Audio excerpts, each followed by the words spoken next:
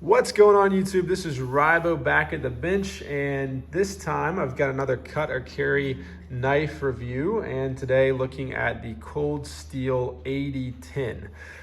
So Cold Steel is a brand that I have an interesting relationship with. I really like some of their knives. I've been very pleasantly surprised by some of their knives, and yet I still find a lot of the stuff that they produce to be a little extreme. I don't know if that's the right word, but this knife is kind of a perfect illustration of that. But I have been very pleasantly surprised by a lot of their offerings, and I did own the AD-15 for a while. That was a really interesting knife. I thought that was really cool. I sold that really fast and should have given it more time in the pocket and should have filmed a review on it. So maybe I'll buy another one of those so I can do that. But today, looking at the AD-10. So this is a large knife. This is a really big knife. These are my hands. This is a chunky knife. For size comparison, I'll pull out the other Cold Steel large knife that I have and that I go to quite often. I love the Cold Steel Code 4 here, which is large in some ways and very slim in other ways compared to the AD-10.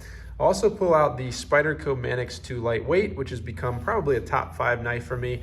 In the pocket all the time, really love it. Have really enjoyed the Spy 27. Probably want to pick up a Native 5 in Spy 27 and maybe some others. But anyway, so both of these knives are in the same, size realm as the AD-10, not quite as big, but they're not anywhere near as thick. So if I turn these over, you'll quickly see the AD-10 is really chunky. Now, of course, you've got kind of a lightweight FRN Spyderco over here, and you've got, I think, aluminum scales on the Code 4 here. And so you have two knives that are purposefully designed to be fairly thin and lightweight, so it's not necessarily a fair comparison, but I do want to just highlight just how thick this AD-10 is. This is where I should probably just rebuy a scale and calipers. I've just been pretty slack, so I don't have those, but it is a very thick and very heavy knife. So the Code 4 and the Manix 2 Lightweight, fairly light. The AD-10 is anything but. And I'll just bring up one other for size comparison, just to give you another idea. This is the K-Bar Dozier that I'm such a fan of. Again, a lightweight knife and kind of purposefully designed to be so, but does give you an idea for the overall size of the AD-10. It is a big knife. Okay, let's talk about the things that I like and dislike about the Cold Steel AD-10. First of all, and this is true honestly with a lot of Cold Steel knives, I find this to be an incredibly comfortable knife to hold and to use. This in a lot of ways is more similar to a fixed blade for me, both in what I would use it for and how it feels. And the ergos really drive that home to me. So you have this deep finger choil, you have some grooving here, really a contoured grip, and then you've got this kind of tail down here. And I have fairly large hands, not super huge, but I think I wear a size large in a glove. There's plenty of room on here, and I don't find this to be a kind of cramped grip at all. I find it to be extremely comfortable. And you have what I'm assuming here is a G10 that is really rounded over quite a bit all throughout the handle of the knife. And again, just reminds me of kind of a classic fixed blade, and it feels that way in the hand. And so between that grip, that little bit of texture that you're getting there, and the contouring here and shaping, I find this to be really comfortable knife. You have a little forward finger choil here, which you can use. I'm a little scared of these. I prefer something like this where you have it stepped off a bit from the sharpened edge, and so I'm not generally going to use that because that just scares me, but I don't think you really need it on this knife. It feels pretty well balanced, and I'm not really going to be doing a ton of delicate work to use that. So anyway, the ergos I think are really good. The other thing I really like about this knife is the Cold Steel Triad lock. That was my shop vac. Sorry about that. My dog is pacing around my workshop right now, so if you hear random noises, it's Titus. So say hi to Titus, the boxer. Anyway, what I love is Cold Steel's Triad lock. I don't know what they do to these, but they are just some of the smoothest back locks that you will ever encounter. Now, I do tend to have some catching on the disengage here. In general, on Cold Steel Triad locks, I tend to have some catching right here. This is the best one that I've encountered. It's really, really smooth. I'm assuming it's because it's just a little bit more of an expensive knife. I know on some of the lightweight, I'm trying to think, what was the name of that knife? The Tough Light, I think. I had a lot of really bad issues with that catching to start with. Haven't really noticed it a ton on the Code 4. You know, it's definitely more present than the AD-10. It's not as bad as the Tough Light, which would make sense. But that is one thing to keep in mind. But the AD-10 to me has just an incredibly smooth and easy back lock / triad lock. And so I'm big fan of that. Super strong. You get that sense when it locks up, and it just feels very robust. Which is, I think, what Cold Steel generally is going for. So that's good. Other things, this is kind of alike, but the jimping here, really deep and aggressive. I like the continuity between the blade here, and you have kind of this, you know, it goes into that triad lock right there, and it just looks like it belongs, even though they serve two different purposes, right? So one of those is going over that pin in there. And then these others are just the jimping that's going to match over here. But it just looks very uniform and it looks very cohesive. It feels pretty good. It's a little bit aggressive for me, but I think it fits the knife well. So that's kind of a cool detail. Another thing I probably should have mentioned on the lock mechanism is the thumb stud. I really like the thumb stud. Now I think, you know, on a knife this big, you can put really anything you want there and you're not really gonna have an issue because you're not, you know, trying to get down here and fumble with it. This knife is basically like carrying a cell phone in your hand. And so the access to that thumb stud is gonna be really good. So no issues there, but I actually do like that thumb stud design. It's kind of got that Chris Reeve thing going on without being super uncomfortable, and more of a natural fit for my hand. But I do like that.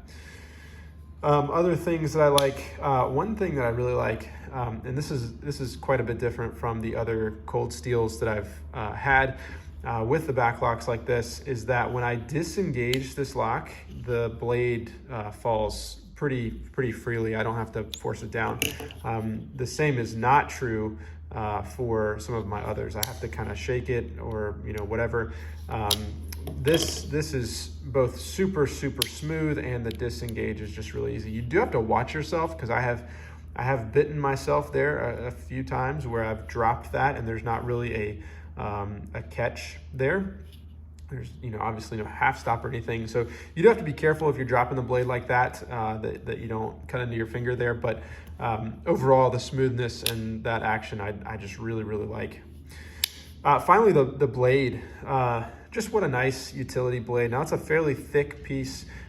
You've got this here, which does take down at least some of the visual weight of the blade. And so I don't think it looks too chunky. But you have just a beautiful blade here. You can see right there, S35 VN, so fantastic steel. And although I probably prefer S30V, but great overall, just kind of classic blade. This is a blade, honestly not too dissimilar from a K-Bar Dozier, but to me, in fact, shockingly similar. But to me, this is a great utility blade. It's thick enough to where you're not, you don't have concerns about snapping the blade or anything like that. It's not going to be the sliciest thing, although it's big enough to where it's going to slice a little bit better, I think. But just a great everyday kind of utility blade. Even though I said it's not really an EDC knife, the blade I think is exactly what you'd want. So big fan of that. Besides that, that's probably about it for things that I like. I love the overall look of the knife. I mean, I like the fact that they don't go overboard with the branding and all of that. And I like the way that it looks, and overall, I think that's a pretty cool knife. So now things that I dislike about the AD-10. The heft. It is huge. It's massive. While that is a good thing in certain applications, it is not a great thing for someone like me who's looking for a knife to throw in their pocket. To carry this knife to me was a labor of love. It was I need to review this knife, and so therefore I need to have it in my pocket. But practically speaking, between the weight and the size and the pocket clip, which I'll talk about in a second, it is just not a fun knife to carry in the pocket. It's not fun to get in the pocket. It's not fun to get out of the pocket. I'm just not a fan of this knife in the pocket. So this is not like a carry knife for me. This is a sitting at my desk in my case knife that I pull out for certain things, which means it's probably not really a knife that's gonna stay, but I'll get to that in a second. The second thing that drives me absolutely insane about this knife is this thing here, which cold steel is so close on a lot of things. Like absolutely love some of the cold steel knives that I've had. Huge fan. But I do not understand the pocket clip choices of the brand. For one, it's one of the uglier pocket clips that I've ever seen, and maybe that is just a utility design choice, but I am just not a fan of the way that this looks, but also of the utility. I've mentioned before with this pocket clip, which I'm also not a fan of, I just find it really difficult to get in and out of the pocket. I think for something like this, you'd want something with a little bit more length, so you'd have a little bit lighter spring tension, less contact here because it's pulling very hard on the pocket. Overall, I'm just not a fan of the look or utility of the clip at all. It's probably my least favorite thing, but the heft, because the heft I can kind of excuse. It's just a different type of knife, different preferences, whatever. The clip I just think is a bad clip, and it's definitely not for me. So yeah, not a fan of the clip. Other things I dislike about the knife, honestly, that's probably it. The knife has a lot of things going for it. It is, and I don't know why I'm leaving the code 4 up here, but I think they look good together, so I'm gonna keep it there. Overall, though, the knife just, it's got a lot of great things going for it. It appeals to me in a lot of different levels. I absolutely love the blade profile, and I love the ergos and everything. Big fan of the triad lock. Big fan in general of this kind of design. However, the heft for me is just makes it something that practically it's not going to get a lot of love from me, a lot of carry from me. But that pocket clip is just a deal breaker for me. Visually, I hate it, and I don't find it to be incredibly useful either, or incredibly functional either. Just doesn't work for me. So I know I'm probably going to get lit up for this, but let me know your preferences down below, or why I am wrong about anything that I've said. For me, this is a cut. It hurts me because I really like this knife in a lot of ways. But when I think about it, it's like, yeah, I'm really not going to carry it, and I'm probably always going to reach for something like the Code 4. So cut for me, but would love to hear what you think. Drop a comment down below, and I never say this kind of thing, but don't forget to subscribe and all of that. Thank you for watching, and I'll see you next time.